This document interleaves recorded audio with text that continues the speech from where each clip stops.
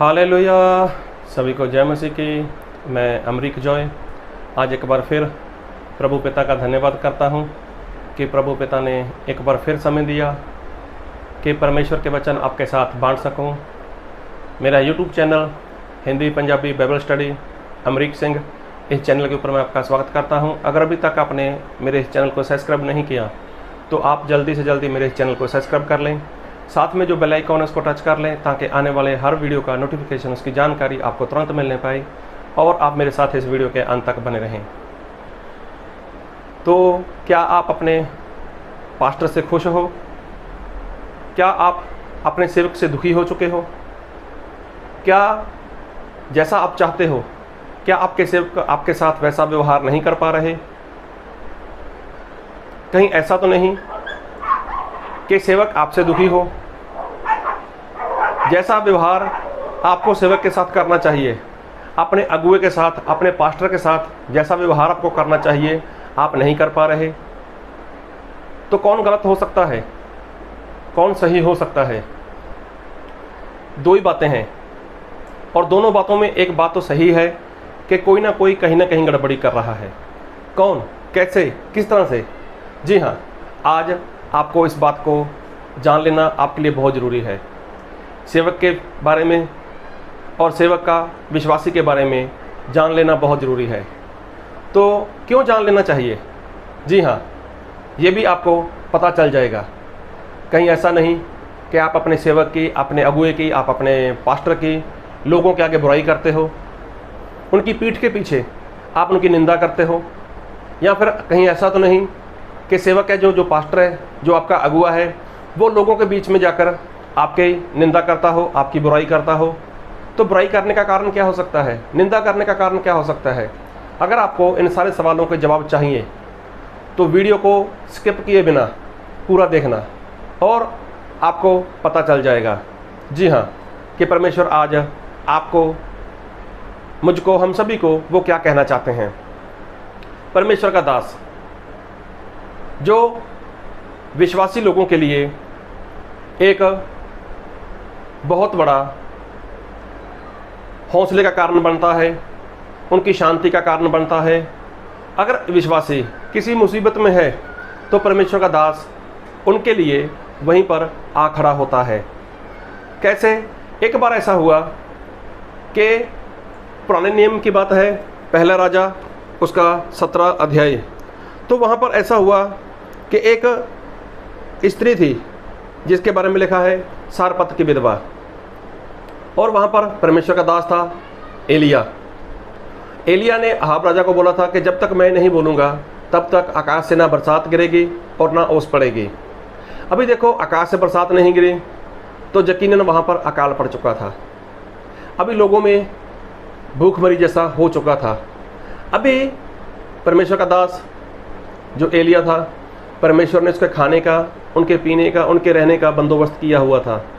लेकिन जब वहाँ पर जो एक झरना था, यहाँ पर पानी आता था, जब वो भी सूख चुका था तो परमेश्वर ने अपने दास एलिया को बोला, जा सारपत में चला जा, वहाँ पर एक स्त्री है जो विधवा है, उसके पास जा, उससे मैंने बात की है, वो तेरी देख रेख करेगी।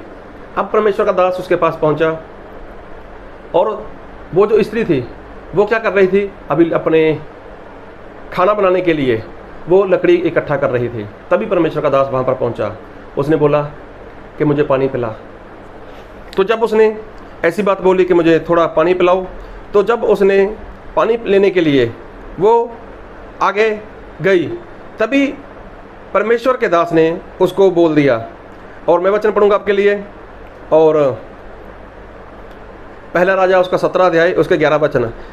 जब वह लेने जा रही थी तो उसने उसे पुकार कर कहा, अपने हाथ में एक टुकड़ा रोटी भी मेरे पास लेती आ। देखो, उसने बोला कि रोटी का जो टुकड़ा होगा वो भी मुझे ला कर दो।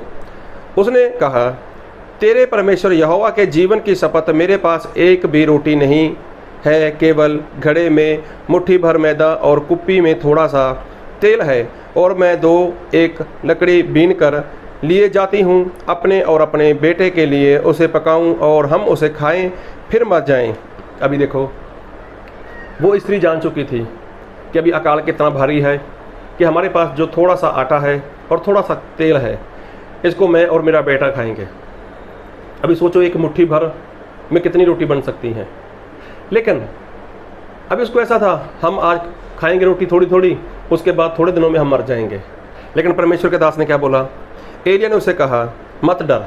सबसे पहली बात बोली, मत डर, जाकर अपनी बात के अनुसार कर, परंतु पहले मेरे लिए एक छोटी सी रोटी बनाकर मेरे पास ले आ, फिर इसके बाद अपने और अपने बेटे के लिए बनाना। अभी देखो, परमेश्वर के दास ने बोला पहले मेरे लिए लेकर आ, फिर अपने लिए और अपने बेटे के लिए बनाना, क्योंकि इज़राइल का परमेश्वर यहोवा यूँ कहता है। अभी देखो कितनी बड़ी बात परमेश्वर का दास बोल रहा है कि इज़राइल का परमेश्वर यहोवा यूँ कहता है कि जब तक यहोवा भूमि पर मी ना बरसाएगा, तब तक ना तो उस घड़े का मैदा समाप्त होगा और ना उस कुप्पी का तेल घटेगा। अब देखो, परमेश्वर के जन ने बोल दिया कि जब तक यहोवा परमेश्वर आकाश से बरसात नहीं गिराएगा, तब तक उस घड़े में जो मैदा है या जो आटा है और जो कुप्पी में तेल है वो नहीं घटेगा। अब देखो, इस परमेश्वर के जन ने जब ये बात बोल दी तो बोली कब? जब उसके हालात पूरी तरह से ख़राब हो चुके थे, बदतर से बदतर हालात उस स्त्री के, जो सारपत की विधवा थी, उसके बिगड़ चुके थे। अभी उन्हीं दिनों में, उसी वक्त, उसी हालात में परमेश्वर का जन उसके पास पहुंचा और परमेश्वर के जन ने जो आज्ञा उसको दी, परमेश्वर के द्वारा वही आज्ञा को उसने सुना और उसने मान लिया। तो उसने परमेश्वर के जन के लिए क्या किया? रोटी बनाई और रोटी दी उसको। और फिर लिखा है, तब वह चली गई और एलिया के वचन के अनुसार किया। तब से वह और स्त्री उसका घराना बहुत दिन खाते रहे। देखो, तब से लेकर वो स्त्री और उसका घराना आ गया। देखो, घराना, अभी घराना उसका बेटा नहीं था, उसके और भी लोग, अभी उसी में से वो खा रहे थे, बहुत दिन खाते रहे, यहोवा के उस वचन के अनुसार जो उसने एलिया के द्वारा कहा था। ना तो उस घड़े का मैदा समाप्त हुआ और ना उस कुप्पी का तेल घटा। देखो, पहले तो उसने क्या बोला था? मैं और मेरा बेटा खाएंगे और मर जाएंगे। अब जब उसने परमेश्वर के जन की बात को सुना और माना, वैसा ही किया, तब देखो उसके पास इतनी आशीष आ गई, इतनी आशीष आ गई कि उन दिनों में, बुरे वक्त में, उसने दूसरे लोगों की सहायता की जो उसके घराने के लोग थे। और तो और परमेश्वर के जन की भी ज़रूरत का जो ध्यान था, उसी ने वहीं से पूरा किया। लेकिन आज ऐसा होता है, आज ऐसा होता है। जब आप मसीह में आए तो किस कारण से आए? आपके ऊपर कितना कर्ज था? कर्ज की वजह से आपने कितना लोगों का पैसा देना था, कितना लोन करवाया था आपने, कितना कुछ किया था आपने। हो सकता है बहुत से लोग कर्ज की वजह से आत्महत्या करना चाहते हों। हो सकता है उन लोगों ने इधर का इधर किया हो, उधर का इधर किया, कुछ भी किया हो उन लोगों ने, लेकिन कर्ज उनके ऊपर बढ़ता चला गया, बढ़ता चला गया, बढ़ता चला गया। लेकिन जिस वक्त आपके हालात ऐसे थे, बदतर से बदतर हालात आपके थे, तब आपको पता चला प्रभु यीशु के बारे में, आपको पता चला सच्चे परमेश्वर के बारे में। सच्चे परमेश्वर के पास आप अकेले तो जा नहीं सकते थे, तो आपको कोई ना कोई सेवक चाहिए था जो आत्मा और सच्चाई के साथ आपको सिखाए। तो जब सेवक के पास आप गए या सेवक आपके पास आए, तब कौन से हालातों में आपके पास आए, कौन सी परिस्थिति में आपके पास आए? कि जब आपके ऊपर ढेर सारा कर्ज था, आपका कारोबार बिल्कुल चौपट हो चुका था, बंद हो चुका था, खाने के भी लाले पड़ चुके थे, लोग आपको ताने मारते थे, लोग आपको बुरा भला बोल रहे थे। अभी आपके पास देने के लिए किसी के पास कुछ नहीं है। आपका पैसा डॉक्टर लोगों ने खाया, आपका पैसा बाबा लोगों ने खाया, आपका पैसा बीमारी में चला गया, बहुत जगह पर आपका पैसा बर्बाद हो गया। अभी आपके हालात कैसे थे? बस अभी कुछ भी नहीं। लेकिन उस वक्त परमेश्वर के दास की एंट्री होती है आपके जीवन में, और परमेश्वर का दास आपको वचन से कुछ सिखाएगा, आपको विश्वास में लेकर आता है और बोलता है मत डर, परमेश्वर हमारा सब कुछ कर सकते हैं। तो परमेश्वर का दास यही बोलता है मत डर, जैसे एलिया ने बोला मत डर। तो देखो, जब उसने ये बात बोली तो कहीं ना कहीं से एक आशा की किरण आपके जीवन में चमकी। उसके बाद परमेश्वर के दास ने आपके लिए प्रार्थना की या आपको कुछ वचन सिखाए, और उसके बाद आपने मसीह में अपना पहला स्टेप उठाया, विश्वास किया। तो आपने परमेश्वर के दास की बात को सुना और परमेश्वर के दास ने आपको जैसा बोला आपने वैसा करना शुरू कर दिया। तो आहिस्ता आहिस्ता आपके जीवन में बदलाव आता गया। आपके अंदर जो सुकून नहीं था, आपके अंदर जो शांति नहीं थी, वो शांति आपको मिल गई। और उसके बाद जैसे हालात आपके थे वो सारे हालात प्रभु यीशु ने बदल दिए। उसके बाद देखो आपके जीवन में, देखो अभी आज अगर आप अपने आप को देखो, और जब आप मसीह में नहीं थे तब देखो, तब आप कहाँ पर थे और आज आप कहाँ पर हो। लेकिन किसकी वजह से? प्रभु यीशु की वजह से, परमेश्वर की वजह से। तो परमेश्वर के पास लेकर आने वाला कौन? परमेश्वर का जन, परमेश्वर का दास। उसने आपके लिए प्रार्थना की, उसने आपको वचन सिखाए। तो जो सारी बातें परमेश्वर के दास ने आपके लिए की। तो परमेश्वर का दास एलिया भी तो ऐसे ही हालात में सारपत के विधवा के पास गया था। उसको भी यही बोला था, डर मत, लेकिन जैसा मैं बोलता हूँ वैसा कर। तो जब उस सारपत की विधवा ने वैसा ही किया तो उसको किसी बात की कमी घटी नहीं हुई, और उसके बाद उसके हालात बदल गए। और उसका जो घराना था उसी के घर में उन लोगों ने खाना शुरू कर दिया। और तो और उसने ऐसा नहीं बोला परमेश्वर के दास को, अभी आपका काम ख़त्म और आप यहाँ से निकलो। जब तक पृथ्वी पर अकाल रहा तब तक परमेश्वर के दास का गुजारा कहाँ से हुआ? सारपत की विधवा के घर से होता रहा। तो क्या आज आप एक विश्वासी हो? क्या आज आपके साथ ऐसा हो रहा है? आप विश्वासी हो? खुद को देखो। जब परमेश्वर का दास आपके पास आया तो आपके पास क्या था और आज आपके पास क्या है? तो आज आपके पास बहुत कुछ है। तो क्या परमेश्वर के दास के पास उनका गुजारा आपके वहाँ से हो रहा है? नहीं हो रहा। तो जिम्मेवार कौन? जिम्मेवार तो आप हो ना। आप भूल गए अपने उस वक्त को, आप भूल गए आप उस समय को जब आप मरने जा रहे थे, जब आपने देखा कि मेरे जीवन में कुछ नहीं होगा, मेरे जीवन में कोई सुकून नहीं होगा, मेरे जीवन में कोई शांति नहीं होगी, अभी तो मुझे मेरा जीवन खत्म करना पड़ेगा, समाप्त करना पड़ेगा। तब जाकर परमेश्वर के दास ने आपके जीवन में एंट्री ली और परमेश्वर के दास ने आपके लिए कुछ बोला, कुछ बताया आपको। उसके बाद आपके हालात बदल गए। और जो शत्रु शैतान आपका पैसा खा रहा था, कैसा भी आपके ऊपर डिप्रेशन था, कुछ भी था, परमेश्वर के दास की प्रार्थना की वजह से आपके हालात बदल गए। लेकिन आपके सेवक के, वो पास्टर के, आज भी वैसे के वैसे ही हालात हैं। मैं सच्चे सेवक की बात कर रहा हूँ, सच्चा सेवक, उसकी बात कर रहा हूँ। लेकिन क्या कभी आपने उस सेवक के घर के अंदर देखा? क्या उसके किचन के अंदर देखा? उसका लाइट बिल, उसके बच्चों की पढ़ाई लिखाई, उनके कपड़े, उनके रहने का, उनके खाने का, कितना कुछ है। क्या कभी आपने ध्यान दिया उस बातों के ऊपर? तो कहाँ से गुजारा होगा? अरे आपके घर से होना चाहिए।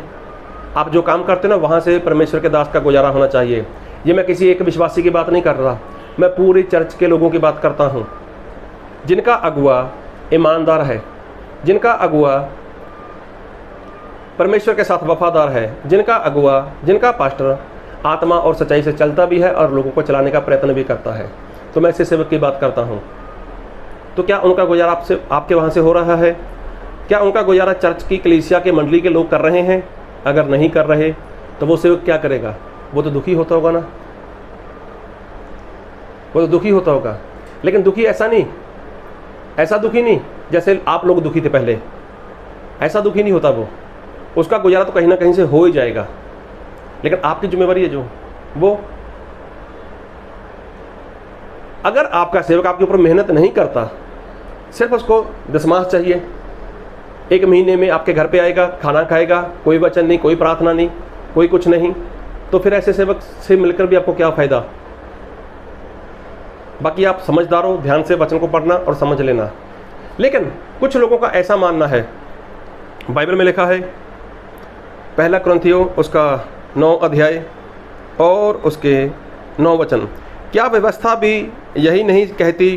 क्योंकि मूसा की व्यवस्था में लिखा है, दावते समय चलते हुए बैल का मुंह ना बांधना। क्या परमेश्वर बैलों की चिंता करता है? देखो, परमेश्वर का दास वो बैल के समान है। बैल क्या करता है मालूम है? वो मजदूरी करता है। तो जो बैल खेत में काम करता है, तो खेत में काम करता है, क्या उसके मुंह को बांध देना चाहिए? उसने पूरा दिन काम किया, जब जो 2 घंटे 3 घंटे 4 घंटे जो भी काम किया, लेकिन क्या उसके मुंह को बांध देना चाहिए? नहीं। लोग क्या करते हैं, ये वचन याद रखते हैं कि शायद परमेश्वर ने ऐसा कुछ बोला होगा, लेकिन उसकी खुराक, जो बैल को चारा चाहिए, जो बैल को खाना चाहिए, जो बैल को पानी चाहिए, जो बैल की ज़रूरत है, उसकी तरफ ध्यान इंसान का नहीं है। इंसान बात तो करता है बैल की कि परमेश्वर का दास वो एक मजदूर है, परमेश्वर का दास को परमेश्वर की सेवा करनी चाहिए। अरे मैं बोलता हूँ परमेश्वर की सेवा करनी चाहिए उसको, सही बात है, लेकिन वो खाएगा क्या? अपने बीवी बच्चों को क्या देगा अगर वो सेवा करे? तो आप चाहते हो कि परमेश्वर का दास सेवा करे, वो करेगा और कर भी रहा है, जो सच्चा सेवक है। लेकिन जब उसके खाने की बात आए तो उसकी खुराक की तरफ किसी का ध्यान नहीं होता। अरे मेरे पास आया है, पेट्रोल खर्च कर आया है, वापस जाएगा, पेट्रोल खर्च होगा, फिर मेरे लिए सामान निकाला, घंटा 1.5 घंटा 2 घंटे जो भी, तो इसके बीच में इसको क्या चाहिए? इसको तो इसके घर का गुजारा भी करना है ना, तो वो आपसे तो पूरा होगा। लेकिन सही में आज लोग क्या करते हैं कि लोगों के पास बहुत कुछ आ चुका है। अब वो लोग क्या हैं, खुद उस वस्तु के, उन आशीष के वो मालिक बन बैठे हैं। तो जब एलिया ने सारपत की विधवा के जीवन में इतना बड़ा काम किया, तो वो अकेली मालिक नहीं बनी। उसने एलिया को बोला, यहीं पर रुको, मेरे घर पर रुको, मेरे घर से आपकी ज़रूरत पूरी होगी तब तक, जब तक आकाश से बरसात नहीं होगी तब तक। तो देखो, एलिया ने भी वहीं पर रुककर खाना खाया होगा, 1 दिन नहीं, 2 दिन नहीं, अरे जितना दिन भी रुका वहाँ पर। तो वो स्त्री भी परमेश्वर के दास को बहुत अच्छे ढंग से खाना बनाकर खिलाती थी, प्रेम के साथ खिलाती थी। क्यों? क्योंकि उसके हालात किसके द्वारा बदल चुके थे? एक सेवक के द्वारा हालात बदले।